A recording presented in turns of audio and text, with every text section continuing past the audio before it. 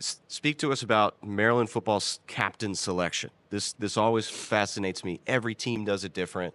How do y'all choose your captains? Is it by game? Is it by season? What's your approach? We do both. So coach does game captains, which are like weekly captains, and then the end of the year they get the vote on permanent captains that kind of go down in the books here. So that's been his philosophy. That's not to say that it's going to stay that way, but I kind of love that because it gives him and us an opportunity to kind of develop and pour into different guys, throughout the year. And obviously some of that's based on performance, some of it's based on how they practice, some of that's based on what kind of teammate they are and how they've been showing some of those choices, habits, and behaviors throughout the course of the season and the week. So Yeah. I like that selection at the end. So juniors or junior sophomores, potentially freshmen, choose for going they into get the vote offseason. on it. Yep, they get the vote on that. So now they get the whole offseason to learn how to be a leader.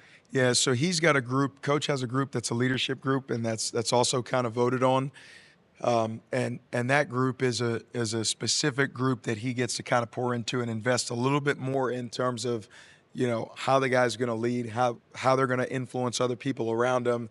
And it's cool because he puts them in a position where sometimes the players have to be the voice, or they have to be the ones that are getting his message across to the group. So he gets to evaluate, how are they able to do this when it's the off season or when it's the summer.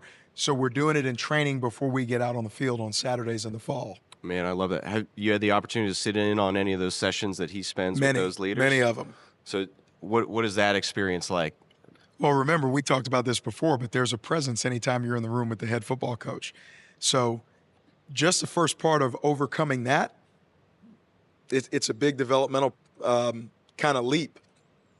But you really, there's an intimate connection with the guys who were in that room with him. So you really get to learn what makes those guys tick and kind of how they respond to things and what's important to them. So I get to spend a ton of time with them.